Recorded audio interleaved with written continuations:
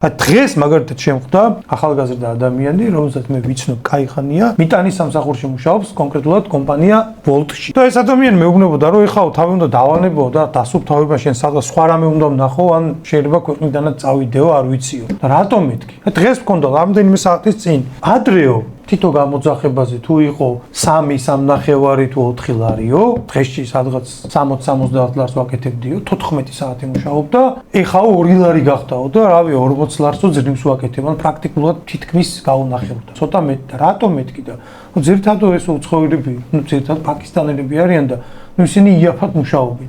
ხო. და რამდენმა ბიჭებმაო დაანებესო თავიო და უმეტესობა საზღვარგარეთ წავიდა. აი ეგ სურათია. აი ეგ არის. ეს არის, აი და რატო ეხლა რა შუაშია ვიღაცა გეტყვის რომ თავრობა იმ შუაშია რომ გახსნა უვიზო ამ 200 მილიონიან პაკისტანთან, მაგან ერთი რა სარგებელი მოგვიტანა. აი რა სარგებლობა მოუტანა საქართველოს პაკისტანთან უვიზო მიმოსვლამ გამოვიდნენ და აგვიხსნან. სარგებელი მოუტანა ძალიან გამდიდრებულ ჯგუფს, რომელმაც უფრო იაფი მუშახელი იშოვა.